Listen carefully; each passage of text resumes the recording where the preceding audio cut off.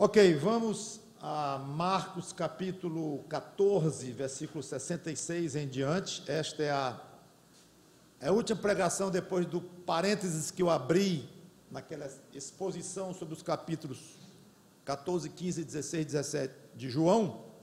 Então eu abri esse parênteses para, na época da paixão de Cristo, falar daquele incidente que houve com o Senhor Jesus Cristo prevendo a sua entrega, a sua traição naquela noite, que iria ser morto, e avisou aos discípulos, eles, especialmente Pedro, disse que não ia abandoná-lo, e Jesus disse que ia.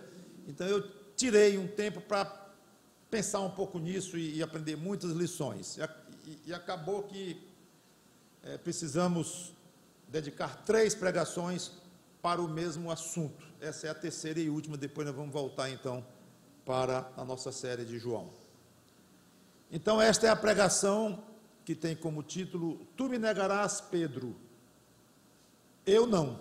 Terceira parte e última. Nós vamos mesclar aqui 4 narrativas. Os 4 evangelistas falam deste episódio de uma maneira um pouquinho diferente uns dos outros, mas se complementam, dando um quadro um tanto quanto detalhado mesmo desse processo que aconteceu. Então vamos lá.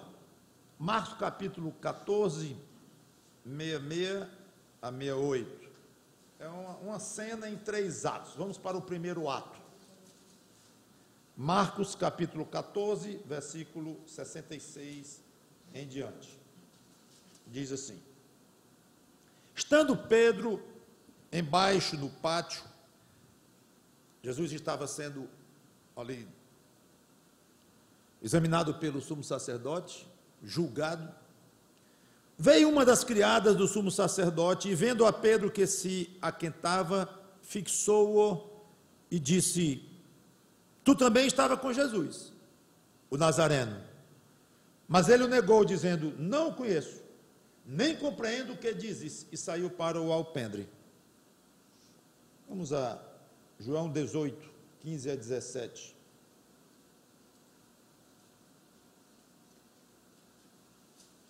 João 18, 15 a 17.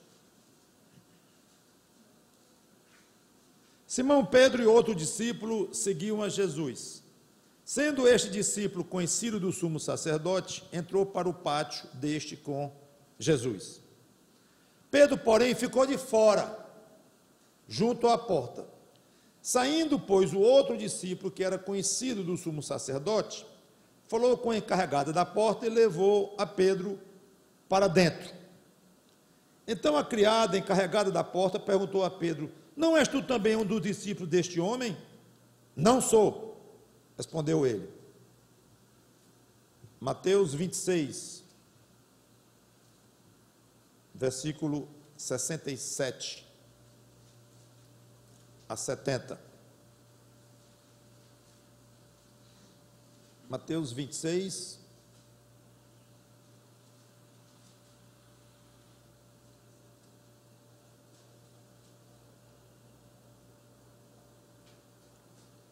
vamos ler aqui o 69, 26, 69 a 70. Ora, estava Pedro assentado fora no pátio, e aproximando-se uma criada lhe disse: Também tu estavas com ele, com Jesus, o Galileu. Ele, porém, o negou diante de todos, dizendo: Não sei o que dizes. Vamos orar. Santo Deus, nosso bom Pai, pela terceira vez falamos deste assunto, agora vendo a consequência de tudo aquilo que tu disseste, tudo que Cristo dissera e previra para Pedro e os outros. Nos ajuda com as lições do que aqui aconteceu, para que possamos aprender mais do padrão que devemos ser como cristãos, como seguidores de Cristo.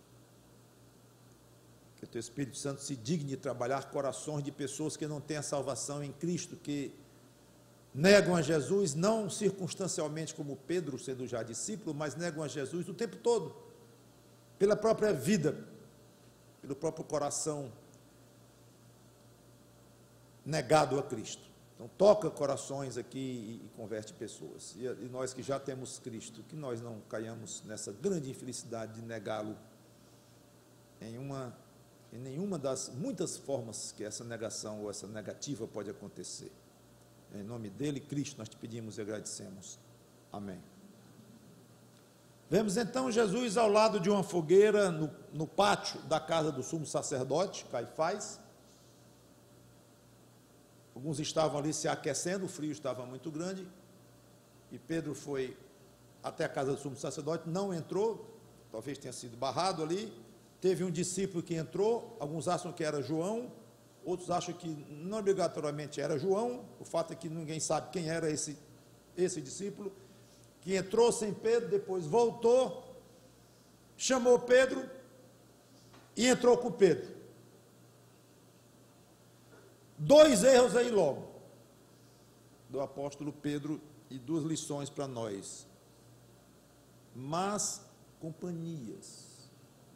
Pedro foi se aquentar ou se aquecer ao lado de pessoas que estavam na casa do sumo sacerdote, fazendo parte do julgamento, um julgamento injusto, um julgamento totalmente sem fundamento, daquele homem, Jesus de Nazaré, um profeta respeitado, conhecido, benigno, 100%, mas que estava ali sendo julgado como um criminoso, inclusive com as mãos atadas, sendo agredido.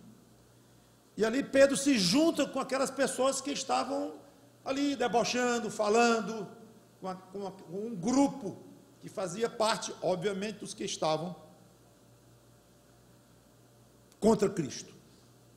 Os discípulos de Cristo, como ele próprio previra, haviam fugido. Más companhias sempre trazem problemas. Porque Pedro não ficou afastado num canto, se ele queria estar perto de Jesus, mesmo de uma maneira um pouco acovardada, mas porque ele foi se juntar com aquelas pessoas. Foi um erro tremendo, ele se expôs muito com aquelas companhias. E segundo, e aqui então está uma coisa interessante, é que ele seguiu Jesus de uma maneira errada. Ao se expor daquela forma, ele estava perto de Jesus, talvez aplacando um pouco a consciência dele, porque ele não estava rigidamente ao lado de Jesus Cristo, para o que desse e viesse, pronto para testemunhar a favor de Jesus Cristo. Não, ele estava seguindo Jesus, perto de Jesus, mas ao mesmo tempo, com covardia, ao lado de inimigos de Jesus, falando mal dele, criticando, xingando, amaldiçoando. Interessante. Há maneiras em que nós podemos estar até perto de Cristo, mas de uma forma errada, com atitude errada, com propósitos errados, mas perto, mexendo em coisas ligadas ao reino de Deus, à igreja de Cristo, ao trabalho de Deus. Estamos perto, mas um perto meio estranho, nem é e nem não é. Talvez teria sido melhor Pedro ter abandonado totalmente Jesus mesmo, e está lá a 1 quilômetro ou 10 quilômetros de lá, longe do julgamento, longe de qualquer perigo, chorando, ou triste, ou morrendo de vergonha, mas que abandonasse mesmo. Pronto, eu não vou lá não, que eu não aguento, eu vou piorar tudo. E era mesmo. Sai logo de perto. Ou então vai para perto, mas vai para valer. Mas ele foi e não foi. Observação interessante. Porque nós podemos cometer esse tipo de erro. Se você é de Cristo, enfrente o que vier, mas fique com Ele, a qualquer custo. Não vá fazer parte da roda dos escarnecedores, como o Salmo nos previne, e foi exatamente o que Pedro foi fazer. Não intencionalmente. Claro, ele não estava ali para se juntar com os outros e falar mal de Cristo. Não. Mas querendo ou não, bem intencionado ou não, que achamos que ele tinha boa intenção, já falei isso nas duas pregações anteriores, mas o fato é que ele se expôs de uma maneira muito, muito imprudente. Lá vem uma criada e o identifica. Você estava com ele, né? E ele, diante de todos, nega a Jesus pela primeira vez. E ficamos imaginando o constrangimento daquele pobre homem e Pedro. Primeiro, pela simples mentira. A mentira maltrata um homem sério. E Pedro era um homem sério. Deve ter doído muito para ele. Não somente a consciência humana recrimina a mentira, mas as escrituras que Pedro conhecia, e não somente isso, mas a própria proximidade com o padrão de Cristo, durante já 3 anos e meio, então deve ter arranhado tudo que havia dentro de Pedro ali, aquela mentira, e não se deve mentir.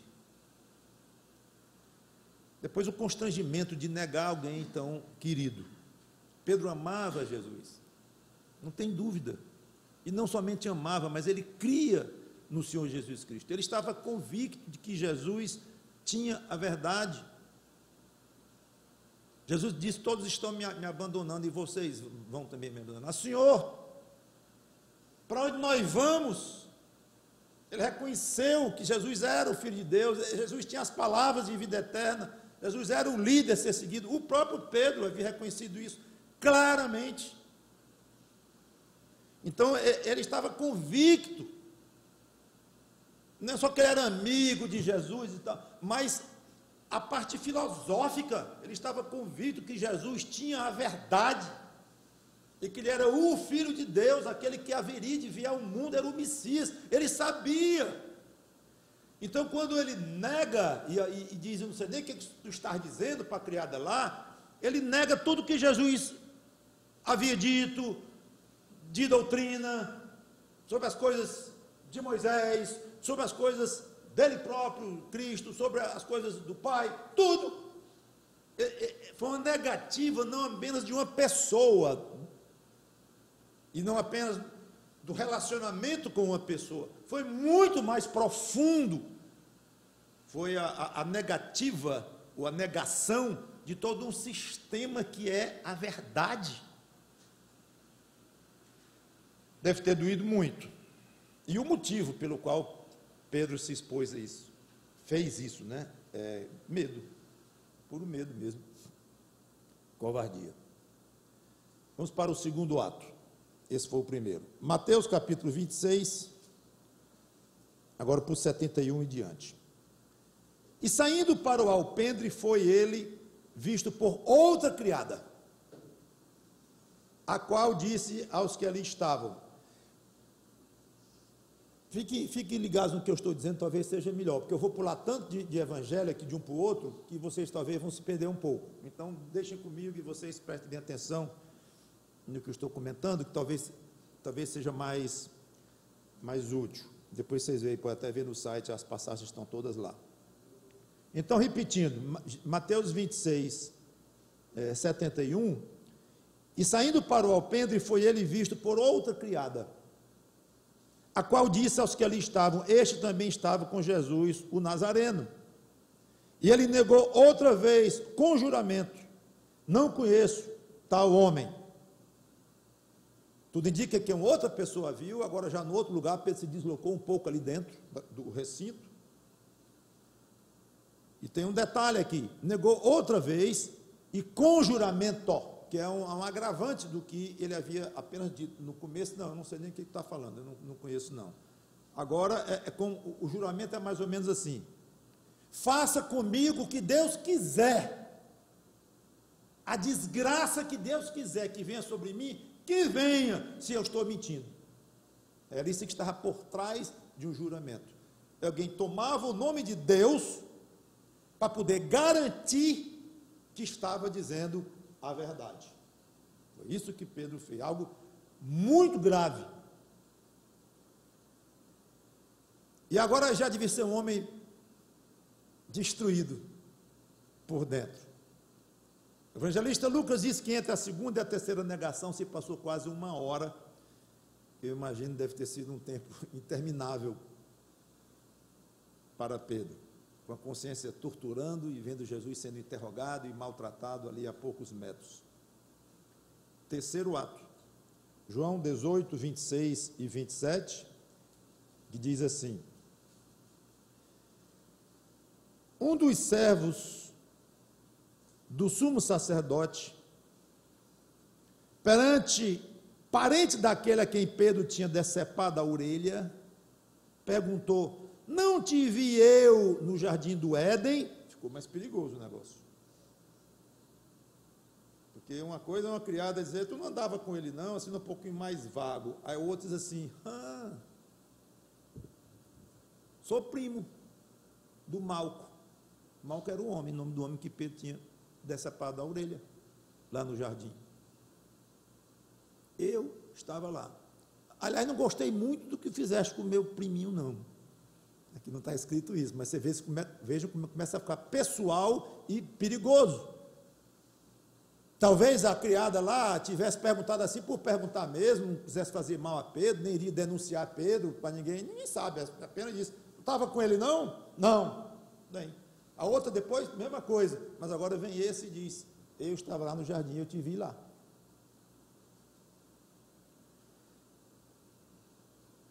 Mateus 26, 73.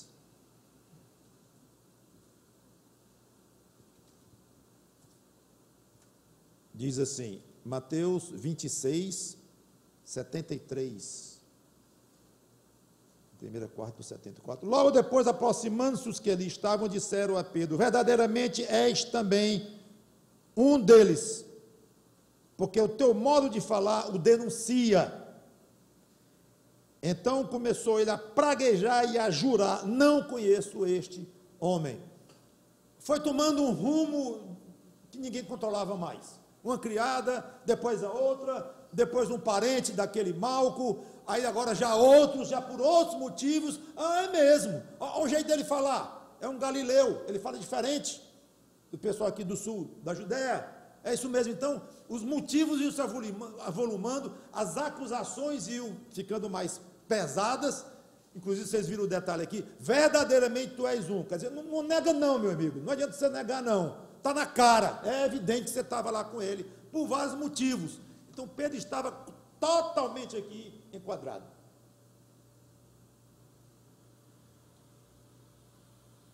Uma hora depois dessa nova acusação, e agora atinge um limite.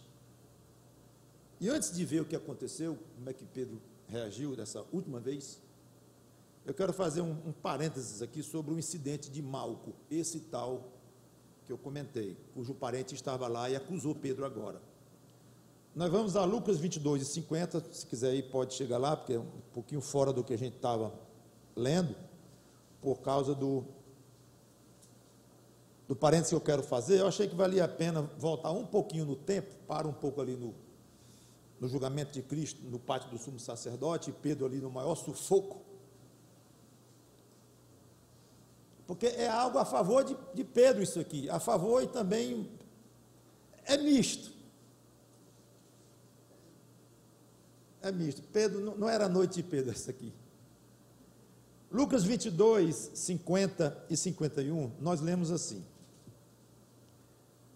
um deles, agora estamos no Jardim das Oliveiras, Getsemane, onde Jesus foi encontrado por Judas, traído e preso ali. Naquela circunstância, um deles feriu o servo do sumo sacerdote. Nós vamos para o 49. Os que estavam ao redor dele, vendo o que ia suceder, quer dizer, que iam prender Jesus mesmo, perguntaram: Senhor, feriremos a espada? Um deles feriu o servo do sumo sacerdote e cortou-lhe a orelha direita. Olha o detalhe, hein? A direita, não foi a esquerda. Mas Jesus acudiu dizendo: deixai, basta. E tocando-lhe a orelha, o curou. Agora, João 18, versículo 7 em diante. Jesus de novo lhes respondeu: a quem buscais? Responderam: a Jesus o Nazareno. Mesma circunstância. Então lhes disse Jesus: já vos declarei que sou eu. Se é a mim, pois, que buscais, deixai ir estes. Ele o tempo todo protegendo os discípulos. É bonito demais o amor dele, a proteção que ele dá. Deixai estes ir, para se cumprir a palavra que ele disse, que dissera, citando a profecia: não perdi nenhum dos que me deste. Então, Simão Pedro, aqui nós identificamos quem é que cortou a orelha de quem. Então, Simão Pedro puxou da espada que trazia e feriu o servo do sumo sacerdote, cortando-lhe a mão, cortando-lhe a orelha direita, de novo detalhe. E o nome do servo era Malco. Mas Jesus disse a Pedro: mete a espada na bainha. Não beberei, porventura, o cálice que o Pai me deu? 3 observações rápidas aqui, para voltarmos à nossa linha. Pedro, sem dúvida alguma, mostrou coragem aqui. Se houve um momento em que ele mostrou coragem, foi aqui. E impulsividade, disposição de se expor, vários soldados ali, armados com paus e cacetetes, como sabemos, até Jesus reclamou: estava com vocês no templo todo dia, vocês vêm me prender aqui como um bandido, com armas e cacetetes e tudo mais. Então o pessoal estava armado, e Pedro, mesmo assim, puxou a espada e agrediu este homem. Foi um gesto de coragem, sem dúvida, e de uma vontade de defender Jesus Cristo e ele mesmo, né? Porque ele não sabia conhecer a extensão daquela prisão.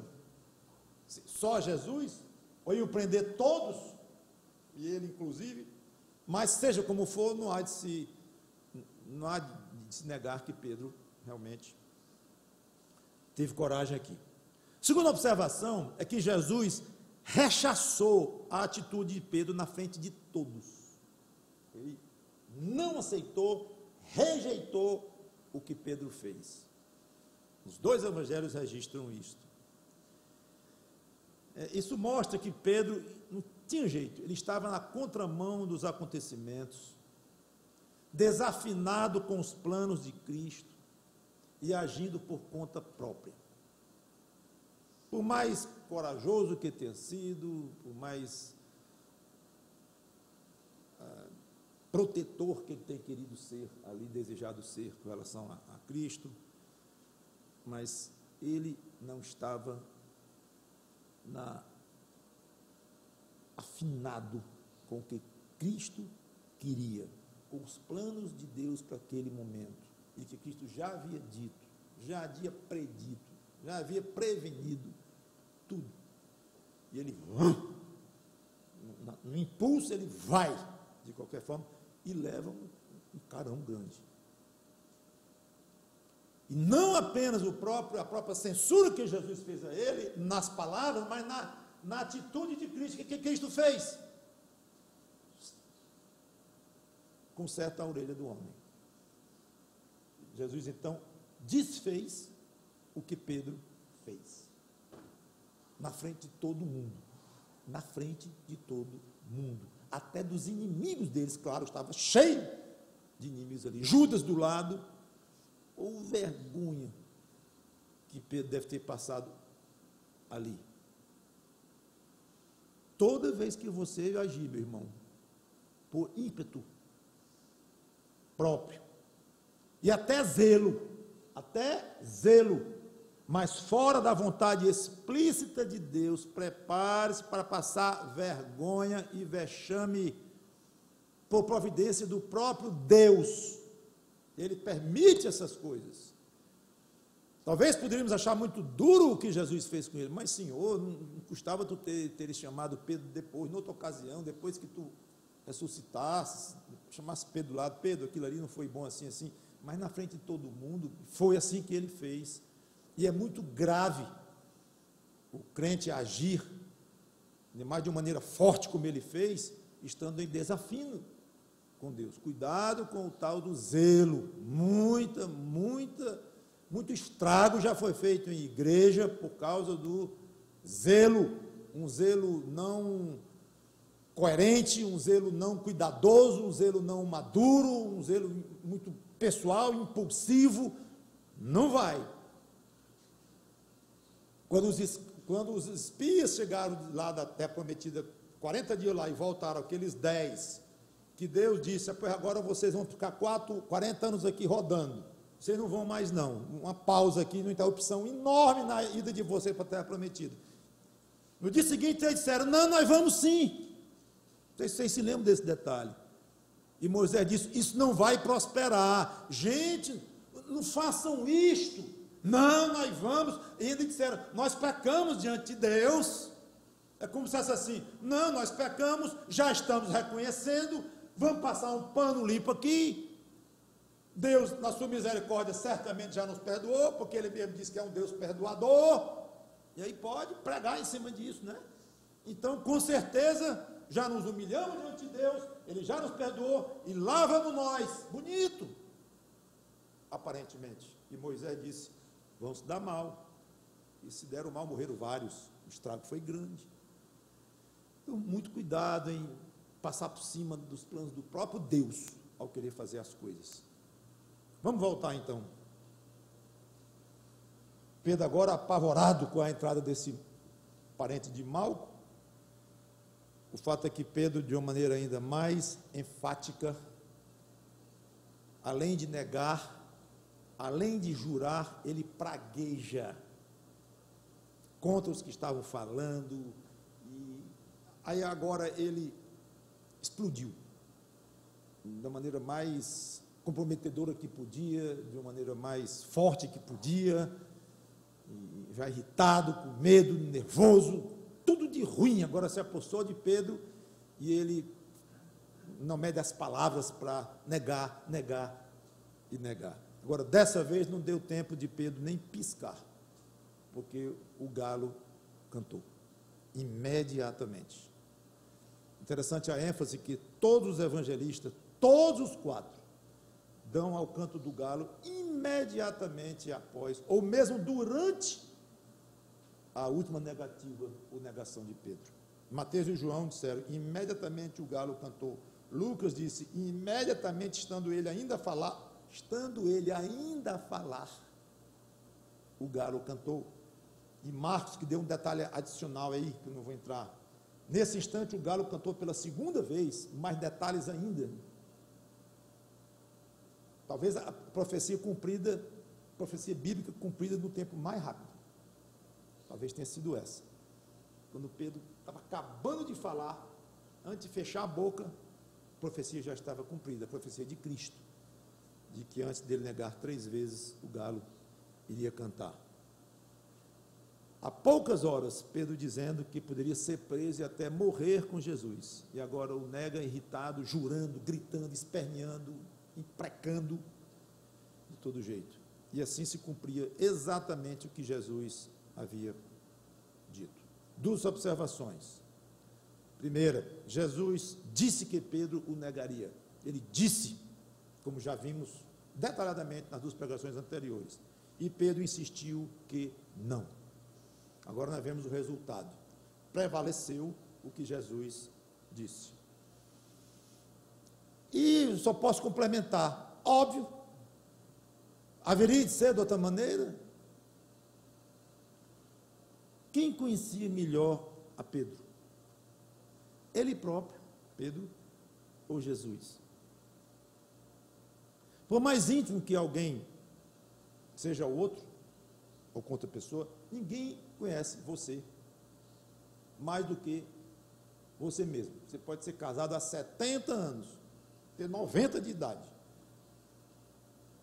e a sua esposa lhe conhecer muito, o seu marido lhe conhecer muito, mas ela não lhe conhece melhor do que você próprio. Então, o máximo que alguém pode citar como exemplo de conhecimento quanto à sua pessoa é você próprio. Chegou aí e parou, em termos humanos. Em termos humanos. Mas há uma exceção que até os humanos se esquecem, é que há o Criador. Ele é uma exceção, é óbvio. Interessante que é, de fato, evidente, é razoável se supor isto. Se alguém criou você, ele sabe tudo de você, ele deu vida a você, e ele tira a vida, está com a sua vida nas mãos dele. É claro que ele lhe conhece mais do que você próprio, só que o homem é tão egoísta, tão egocêntrico, tão doentiamente egocêntrico, que ele não está aberto a essa exceção óbvia. Não está aberto. Não é bem assim, não. E temos a tendência de recusar esse fato e não reconheço que nem Deus me conhece melhor do que eu próprio. É uma tendência natural do homem pecador. Os judeus é ele mesmo. E por essa recusa em aceitar que há alguém que lhe conhece mais do que você próprio, esse alguém é o Deus triuno, por essa recusa você paga um preço muito alto, toda vez que recusa isto, que não quer reconhecer isso, fecha o olho, vira o rosto, para enfrentar este simples fato, que Deus lhe conhece mais do que você mesmo, e foi exatamente o que Pedro fez. Ele não parou para pensar, um minutinho aqui, ele é o meu Senhor, eu já o reconheci como filho de Deus, eu já o reconheci como o Messias de Israel, ele é o meu Senhor, ele tem as palavras de vida eterna, para onde irei, não tenho nem para onde ir, ele é o meu Senhor. Então, se o meu Senhor está me dizendo que eu vou negá-lo, ele me conhece muito mais do que a mim próprio, então eu vou. Eu não posso entender como é que eu vou te negar, Senhor, mas eu vou. Eu lamento muito, eu não posso imaginar, não sei como é que tu pode dizer um negócio desse, mas tu estás dizendo, então faltou isso para Pedro. Quando o crente finalmente aceita esse fato, o convertido, às vezes novo convertido, que ele vem da vida sem Cristo, sem esse costume de reconhecer que Deus o conhece melhor do que ele próprio. Agora, se nós pegarmos aqui 1000 pessoas que não se identificam como crentes no Senhor Jesus Cristo, talvez, e 1000 que se chamam de cristãs, talvez todas elas vão dizer, não, eu reconheço, claro, eu aprendi desde o catecismo lá, que Deus, é soberano, conhece todas as coisas, é claro que eu sei que Deus me conhece mais do que a mim mesmo. Não é isso que eu estou dizendo, não. Não é esse reconhecimento teórico, um reconhecimento religioso, talvez até mesmo franco, mas o que eu estou comentando é uma consciência total de que isto é fato e a consequência de saber isto. Ora, se há um Deus no céu, que eu creio que existe, e que me conhece melhor do que a mim mesmo, eu vou ficar extremamente atento para saber o que esse Deus quer de mim, porque é o melhor para mim, se ele me conhece melhor do que a mim mesmo, e se ele é um Deus benigno, como ele diz que é. Só que, geralmente não, quem não tem Cristo, não tem contato direto com Deus, está cortada a relação, não há quem busca Deus, cortada. Então esse fato, talvez um tanto quanto teórico, na sua mente, de que Deus lhe conhece mais do que você próprio, não tem efeito na sua vida, aquilo não funciona.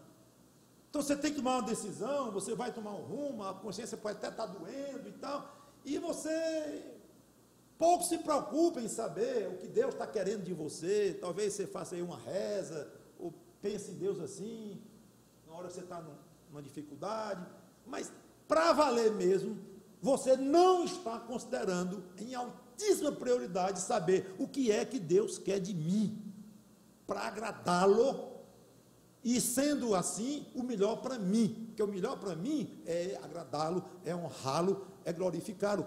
Essa noção só vem, gente, com a conversão. Não tem jeito. Ainda mais como uma consciência pessoal de experiência, experimental. Não, eu não me interesso em fazer o que eu quero da minha própria vida. Não me interessa. Isso aqui endoidou. Mas endoidou mesmo. O evangelho é loucura para os que se perdem. É assim mesmo. Não me interessa fazer o que você quer. Não. Por quê, meu amigo? Eu não fiquei doido, não. Eu vou lhe dar um motivo. Sabe o que é? É que tem alguém que sabe melhor do que eu, que é bom para mim. Então eu quero ouvir a este alguém. Eu continuo interessado no que é melhor para mim. Eu não estou me autoflagelando como alguém, coitado, que está fora das suas condições mentais, fica se flagelando no meio da rua, andando rasgado, às vezes até despido, fora e fazendo mal a si mesmo, se rasgando totalmente fora. Não, não estou assim não. Eu continuo querendo o melhor para mim. Só que o melhor para mim é o que ele tem. Esta é a grande lição deste ponto aqui, de Pedro ter insistido com Jesus. Porque o próprio Jesus estava dizendo que não ia ser assim. Deixe, então, peça a Deus, se você não chegou nesse ponto, já como crente, de realmente renunciar de uma forma experimental, para valer, não é ouvindo na pregação achando bonito, não, é vivendo aquilo. Quando você chega nesse ponto, é um alívio. É um alívio. O crente para de lutar contra um fato ou algo que ele não controla. O que é? É saber o melhor para ele próprio. Ele erra e tropeça, e faz um plano, dá errado. Mas como é que pode? Eu não consigo acertar. É uma luta. Mas na hora que ele diz assim, consigo mesmo não. Não consigo mesmo não. Eu não sei fazer plano para a minha vida mesmo não. Opa! Não, sei não. Eu não sei o que é melhor para mim. Aparentemente o melhor é assim, assim, assim, mas isso é uma armadilha para mim. Senhor, o que é melhor para mim mesmo? É uma tranquilidade, porque nós descansamos tranquilos nas mãos deste Deus. Agora eu sei que falar assim parece um tanto simples, e no dia a dia não é fácil. Sabemos o que Deus tem para nossas vidas, o que Ele quer de nós, que é outro desenvolvimento de outra coisa, como é que isso a gente leva na prática. Mas de uma maneira de vida cristã, isso é extremamente importante. Aprenda a realmente entender que você não sabe o melhor para você próprio. Não sabe, você não sabe o que é melhor para você próprio. Não sabe nem orar como convém. Segunda observação. Se Pedro não tivesse falado tanto, quando Jesus disse, vão me abandonar, não vou, você vai me negar, não vou, prefiro morrer, quer dizer, estou pronto até morrer, tá, Pedro, fala menos. Se ele falasse menos, ele teria passado por muito menos constrangimento, ou constrangimento nenhum, pelo menos em termos públicos do que aconteceu aqui. Tem duas passagens aqui que eu não vou ler, estão em Provérbios, para sermos prudentes com as palavras, não falar demais, muito blá blá blá, muito tagarelice, falando, e até mesmo um tal do zelo, com boa vontade, mas falar demais é se expor demais. Então, eu queria só dar estoque antes de continuar. Cuidado ao falar demais, ainda mais quando for para se gabar de que é um grande servo de Deus. O que Pedro foi dizer lá e mostrou o tamanho do que ele era, coitado, pelo menos até depois daquele ponto. Depois virou um gigante mesmo, mas reconhecendo que era pequeno, que é aí que a pessoa vira gigante, como servo de Cristo. Então, vamos a Lucas capítulo 22, versículo 60. O desfecho da história é muito tocante. Lucas 22, 60 a 62. Esse aqui eu vou esperar para vocês chegarem lá, porque é bonito demais, é emocionante.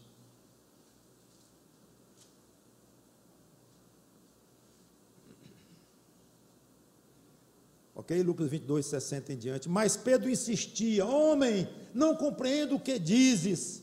E logo estando ele a falar, cantou o galo. Então, voltando-se o Senhor, fixou os olhos em Pedro. E Pedro se lembrou da palavra do Senhor, como ele dissera, hoje 3 vezes me negarás antes de cantar o galo. Então Pedro, saindo dali, chorou amargamente. Passagem curtinha, mas carregada de sentimento, de emoção. É interessante que, enquanto nós estamos lendo ali os evangelhos, é tão viva e tão dramática a cena de Pedro negando Cristo, é tão chocante também, que o próprio Jesus fica quase em segundo plano na narrativa. Concentra em Pedro os holofotes, nessas partes. De repente, Lucas nos lembra que Jesus estava ali do lado, a poucos metros, não sei exatamente quantos metros, 10 metros, 28 metros, pertinho, a ponto de Jesus se voltar e fixar o olhar dentro de Pedro. Não podia estar a 100 metros, porque não conseguiria fazer esse contato visual tão forte quanto aconteceu. Não devia ser 10 metros, 15 no máximo, não sei, mas bem perto. Então Pedro negando Cristo direto ali, e ele bem perto ali, ouvindo, entre as agruras que ele estava passando durante o seu injusto julgamento. Mas ele ouviu o galo cantar também, óbvio, Cristo, e imediatamente quando o galo cantou, ele se volta, sabia onde Pedro estava, sabia tudo o que estava acontecendo. Cristo olha para Pedro, Pedro olha para Cristo e desmorona. Sai correndo e chora amargamente. Sempre me impressionou muito, pessoalmente, o que devia estar contido naquele olhar do Senhor Jesus Cristo. Um dia eu escrevi, está em livro, eu vou ler para vocês, no livro Cartas a Cristo. E eu vou ler esse livro, são diversas cartas como eu tivesse escrevido para Cristo. E uma delas fala exatamente deste ponto. Nesse dia eu consegui colocar o que passava no meu coração quando eu li esta passagem, que eu acho uma das mais belas das Escrituras inteiras. Essa passagem aqui, em que Cristo olha para Pedro, e Pedro olha para ele e desmorona. Deixa eu ler. Meu amado mestre, após ter sido negado pela terceira vez, tu, preso e amarrado, voltando-se, fixaste os olhos em Pedro. Sinto-me profundamente tocado, Senhor, cada vez que imagino aquele teu olhar. Um olhar de poucos segundos, mas infinito. Será que algum homem já carregou nos olhos tanta expressividade, tanta emoção, tanta coisa a dizer? Penso que o teu olhar foi uma dura repreensão à impulsividade crônica daquele apóstolo, sempre falador, gabola, exagerado. Poucas horas antes, ele se colocara acima dos colegas, dizendo-se que jamais tu serias tropeço para ele, mesmo que viesse a ser para os outros. Predisseste então que ele te negaria 3 vezes. Ele rebateu, dizendo que estava pronto para ir contigo, tanto para a prisão como para a morte, e que jamais te negaria. Que papelão! Com os olhos, de repente, tu o despiste de toda aquela arrogância, deixando corado de vergonha o coração dele e fazendo o seu ego murchar como folha seca. Antes da repreensão disciplinar de mestre, além da repreensão disciplinar de mestre para discípulo, fico pensando na carga de decepção contida no teu olhar. Tanto tempo juntos, experiências espirituais de toda ordem, instruções, doutrinas, milagres, refeições, pescarias, caminhadas, tempestades em mar aberto, tudo isso serviu para solidificar uma íntima amizade entre tu e aquele rude pescador que te queria tanto. Mas na hora de provar a genuinidade dessa admiração, teu amigo falha. E falha feio. Essa decepção deve ter partido de teus olhos como flecha aguda, passando pelos de Pedro e atingido em cheio a sua consciência já pesada pela infidelidade e covardia. Mas creio que o teu olhar ainda tinha mais a transmitir. O fato de Pedro estar te acompanhando, pelo menos à distância, deve ter sido um apoio em momentos tão cruéis em que quase todos tinham desertado.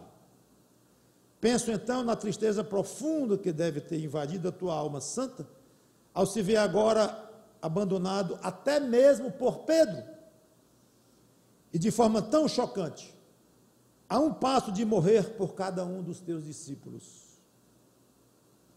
Tu ouves Pedro, o mais proeminente entre eles, com medo ou vergonha de dizer que ao menos te conhecia.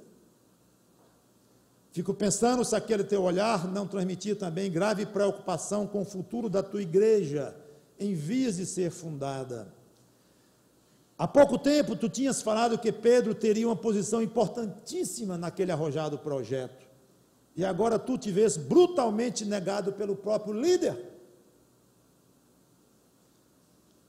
Mas por que um olhar dirigido a Pedro 2000 anos atrás me constrange tanto?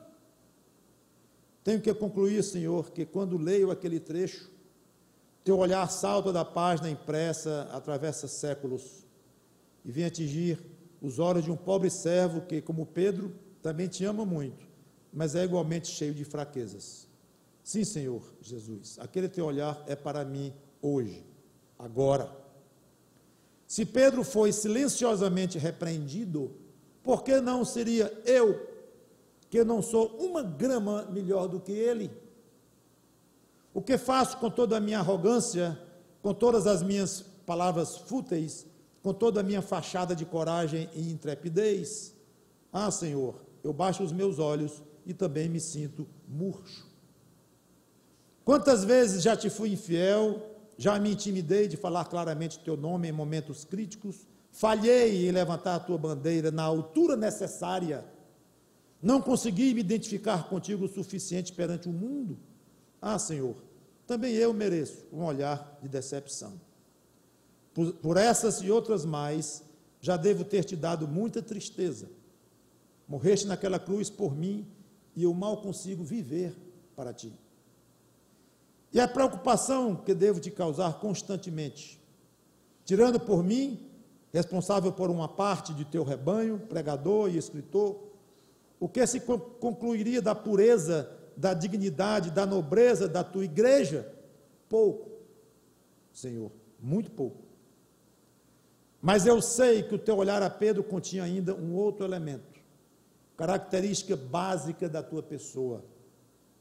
Estou falando do amor, Senhor Jesus, do amor que transbordava de teus olhos, que fluía da tua boca, que transpirava pelos teus poros, que emanava do teu ser. Não creio que a tristeza ou a decepção contida em teu olhar levasse o rude pescador a chorar tão amargamente. Imagino que tenha sido o amor transportado dos teus olhos para o coração de Pedro, que desestruturaram o equilíbrio emocional do apóstolo. Após tamanho deslize, merecia ele tanta compaixão? Não, não merecia. Mas tua compaixão e teu amor nunca foram baseados em merecimento. É neste ponto que me junto a Pedro, Senhor, completamente sem jeito de ser alvo de tanto amor da tua parte.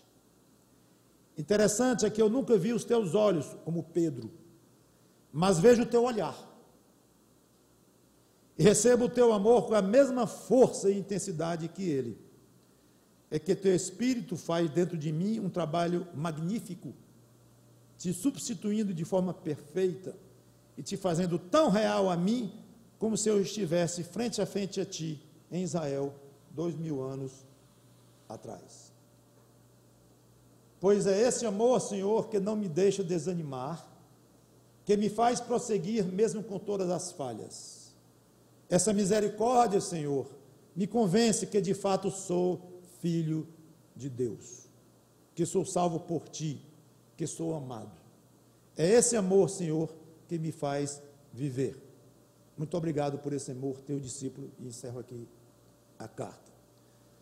Espero que esse compartilhamento sirva para cada um, ajude cada um a pensar também, a meditar um pouco nisto, e não ser tão duro com o Pedro, como eu disse nas duas pregações anteriores, que eu não queria ser duro demais com o Pedro, teria que ser algumas vezes, porque aquilo está escrito para a nossa edificação, né? Mas nunca nos julgando superiores a ele, nunca o rebaixando de alguma forma, a que nós próprios não fôssemos rebaixados.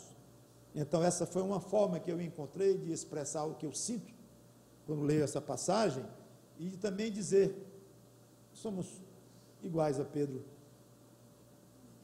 E dizer que somos iguais a Pedro ainda é muita pretensão, porque o que Pedro sofreu por Cristo depois de tudo isto é muito, muito, muito significativo para nós vermos o que o Espírito Santo fez com Pedro e o quanto aquele discípulo realmente se contristou. E eu quero encerrar então com uma lição, além de tudo nós que já vimos, que é exatamente o choro de Pedro e o fato dele ter saído sem aguentar mais. Aquele choro, sem dúvida, mostrou remorso puro, arrependimento. E nós temos mais autoridade de afirmar isso com o que aconteceu depois. O próprio Pedro ter ficado junto com os colegas, depois acovardados ali com medo, mas depois da morte de Cristo ficaram ali. E ao terceiro dia, quando souberam que o túmulo estava vazio, Pedro saiu correndo, sempre impulsivo, saiu correndo na frente dos outros para ver o túmulo vazio. Entrou lá por dentro do túmulo de Cristo, se considerando ainda um apóstolo. Cristo o restaurou depois, na praia, naquele diálogo belíssimo que ele pergunta 3 vezes, Pedro, tu me amas? 3 vezes, eu não vou comentar aquilo agora, mas ali foi a restauração. Se nós podemos falar de uma restauração oficial de Pedro, foi ali, em que Cristo manteve e confirmou: apacenta as minhas ovelhas. Estás restaurado, Pedro. Tudo que aconteceu ali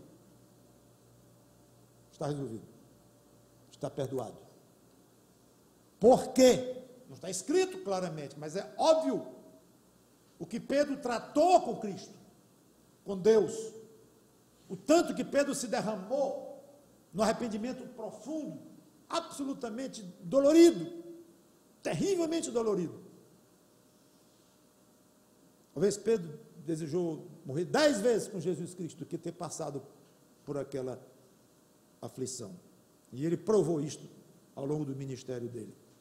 Então, sem dúvida alguma, podemos concluir que Pedro passou por um arrependimento sincero, um remorso profundo. E a lição que eu quero chegar para encerrar, irmãos, é esta aqui, amigos. Enquanto alguém mostrar para Cristo arrependimento sincero e uma contrição humilde,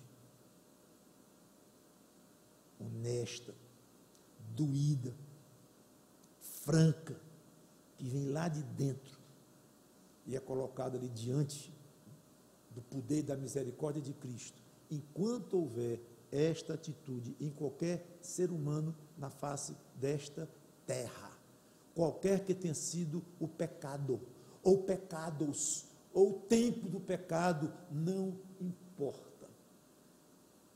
Onde quer que haja esse tipo de atitude diante do Senhor Jesus Cristo, nunca vai faltar amor da parte dele, compaixão, misericórdia, vontade de perdoar e capacidade de perdoar e o exercício do perdão. Não adianta ter vontade sem ter capacidade, não adianta ter capacidade sem ter vontade, não adianta ter capacidade e vontade se não fizer. Quando alguém chega diante de Cristo arrependido, ele encontra tudo isto, até o ponto de se tornar absolutamente perdoado, justificado e aceito diante de Deus como um filho. Dirijo a minha palavra a 2 tipos de situações em que pessoas vivem. Primeiro, aquele amigo ou amiga que ainda não chegou aos pés de Cristo com essa atitude. E tudo que eu tenho a dizer é: o que você está esperando?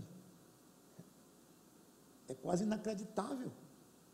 que você não tenha chegado aos pés de um ser desse, divino e humano ao mesmo tempo, maravilhosamente bondoso, perdoador, que não quer nada, nada de você, nada, além do reconhecimento: eu não presto. Pelo simples fato de que você não presta mesmo, ou seja, é o reconhecimento de um fato. Não é só dizer assim, diga isso ou diga aquilo, nem que não seja verdade, diga que essa parede é cor de rosa, que eu lhe dou R$1.000. Não, um capricho tolo de alguém, não, diga a verdade, reconheça um fato, que você está perdido, meu amigo, que você vai para o inferno. Faça isso para o seu bem, Cristo falando, para o seu bem, não é para o meu bem, o bem dele, ele é Deus. E é impressionante como as pessoas resistem. Eu não digo isso como um tom acusatório, porque ninguém vai a Cristo se o Pai que o enviou não o trouxer. Eu próprio passei décadas longe de Cristo. Não é acusatório, é dizer assim: acorde,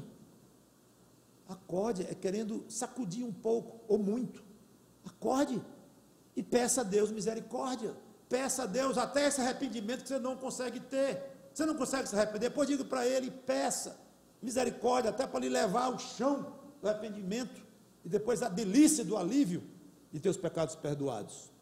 Então eu quero terminar essas 3 pregações sobre Pedro, mostrando que Pedro, por todos os erros que cometeu, os absurdos que ele fez ali, a covardia, negação, tudo, ele foi perdoado, porque se compungiu interiormente. Aceite Cristo, meu amigo, como seu Salvador, minha amiga, porque não há outro jeito de você ser perdoado por Deus, todos os seus pecados, se não for desta forma. E o outro grupo que eu quero me dirigir são meus irmãos em Cristo e a mim mesmo, nós já salvos. No dia a dia com Cristo, sejamos muito humildes diante dele. Já somos perdoados de uma vez por todas, já estamos com a vida eterna garantida, sim, mas ainda pecamos, infelizmente. Dia após dia, pecamos, não queremos pecar, ficamos com raiva de nós mesmos, prometemos que nunca mais vamos fazer aquele pecado, e fazemos 10 minutos depois, e levantamos e caímos, é uma luta. Então, esse andar cristão não é fácil, é cheio de dificuldades, de traumas, porque nós ainda erramos demais. Então fica só isto: seja muito humilde com Cristo, no seu coração, consigo mesmo, com as pessoas. Não vá se arrogar nada, porque Pedro já era salvo, era um líder escolhido por Cristo, já tinha proeminência no grupo, tudo era a favor de Pedro. Ele foi querer ser mais do que era, mais do que o próprio Jesus disse que ele ia fazer, ele negou. Então ele se deu muito mal nessa experiência e passou por maus bocados. Nunca se arrogue nada, porque você não merece coisa nenhuma do que você tem. Você pode até ser muito inteligente, mas você não desenvolveu essa inteligência, ela foi dada. Você pode até ter dinheiro, ter educação, ter muita simpatia, todas as suas virtudes que você tem, nenhuma delas foi conquistada por você próprio. Então, reconheça que você é pequeno, precisa de misericórdia, precisa de perdão, não perdão mais para a salvação que você já tem sendo crente, mas do dia a dia, para andar em paz com Cristo, com os irmãos.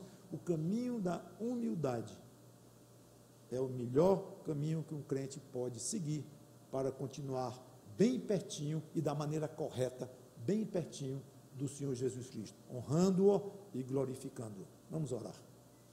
Obrigado, Senhor Deus, pela Tua palavra, que o Teu Espírito Santo faça em nós o que Ele quiser como resultado desta pregação. Em nome do Senhor Jesus Cristo, te peço e te agradeço. Amém.